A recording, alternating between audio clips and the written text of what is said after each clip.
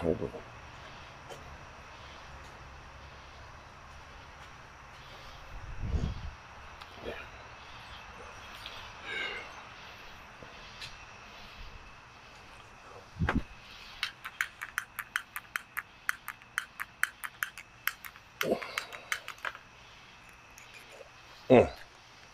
Hold on again.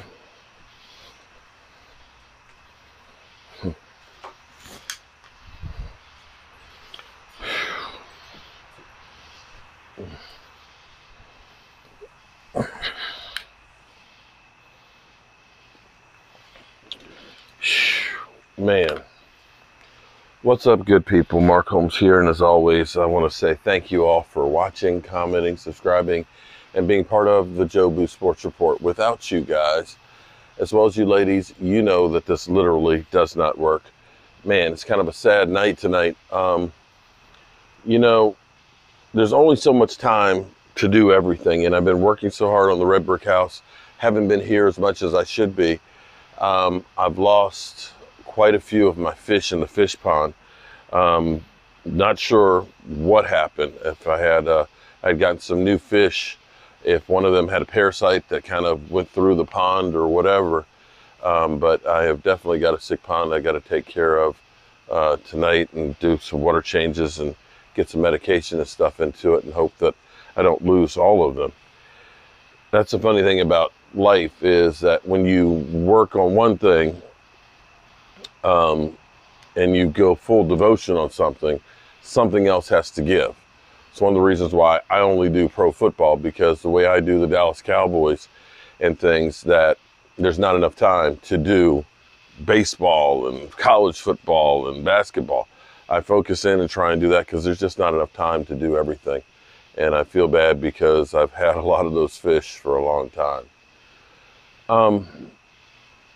My man Game Time and I are going to be at the Pro Football Hall of Fame in less than 2 weeks to see the Hall of Fame game and the induction ceremony. Can't wait, because that'll be great. That's going to be fun. He's kind of miffed at Stephen Jones because, Zach Martin apparently is, quietly his guys said, hey, we need to do a new contract. We got a great player here, solid citizen, does everything that the Cowboys want him to do, and it's time to take care of him. And the Cowboys have not done that. And I'd mentioned about a week ago about training camp, how training camp has changed over the years, where it's becoming more of the big shot. Now, we know all the big stars like Denzel Washington and, guys come to see the Cowboys and things. And they have what used to be, before the townhouses were there, was actually where you really were. Where the townhouses are used to be where all the stuff was set up there. You had the autograph signings out there because they had players, and they'd have the cheerleaders that were there. It was a big time event to go to. And it's changed to the point where it's more of, forget the regular fans so much as it is, we're taking care of the big wigs. So there's kind of a friction between the owners of the townhouse development and, of course, the Joneses and things. And the Joneses have built a hospitality tent.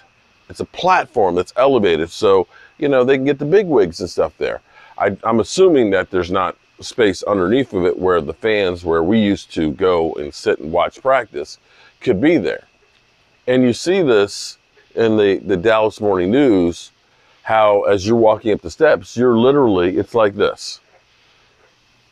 This is the hospitality suite. There's the steps. This is the wall. And literally, if I'm in my backyard of my house, right here is the hospitality tent and the stairs where they could reach over and grab a bagel if you're eating at breakfast outside. And I think about the Dallas Cowboys and Jerry Jones. He's a multi-billionaire. Arrogance and karma could be what's holding back the Dallas Cowboys. How much is enough?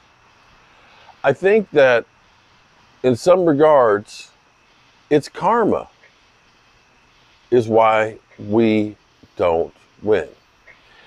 It's not that we haven't had chances, that we haven't had teams that were good enough. I think about some of the ways that we've lost in agonizing fashion. How does Tony Romo mishold a snap on a field goal? How do we have Des Bryant with a seemingly catch, no catch? How do we have Aaron Rodgers make a miraculous play against a rookie quarterback that's had 3 TDs and 304 yards? How do we have Zeke Elliott, last play as a Dallas Cowboy, play center in a muddle huddle? How do we have Dak Prescott kneeling down and the referees not being able to get the ball reset? It's not enough that we lose, but it's almost like a message is sent in the losses. It defies explanation except for karma. That maybe it is Jerry Jones and his arrogance that is getting in the way. I don't know how else to explain it. I don't know what else it could be. This shit is just literally unreal. So, I don't know if, this is my question, is, and maybe this is the Cowboys figure, not all of their practices are open to the public. They do things out there also that are closed. You know, the double secret plays and stuff. You have to work on those at some point. If they feel like there are people watching, you know, that Bill Belichick has got spies there, and they're putting up this tent as a screen to make sure that it's private. I don't know if it's we're selling extra access to make some more money out of this, or what it is. But clearly, it ain't right. And clearly, what Jerry Jones did to Jimmy Johnson ain't right either. It ain't right. Jerry, you didn't win those Super Bowls by yourself. It was the two of you together, and apart, neither of you have won anything. When I think about the last time I went to the Pro Football Hall of Fame and saw Jimmy Johnson inducted, when I think about Jerry making a big deal to steal the headlines of, you know, we're going to put you in the Ring of Honor. I hate to tell you, if my choice is to be in the Pro Football Hall of Fame or the Ring of Honor, hate to tell you, Jerry, it's bigger to be in the Pro Football Hall of Fame. To try and steal and upstage Jimmy Johnson at his moment, it's karma. It just is. And now you've got players who have been doing everything you ask. Zach Martin couldn't ask for more for a first-round draft pick. Looking to get paid. You got Diggs, more interceptions than anybody in the last 3 seasons, 17. And you're lowballing them. Karma matters. Karma matters.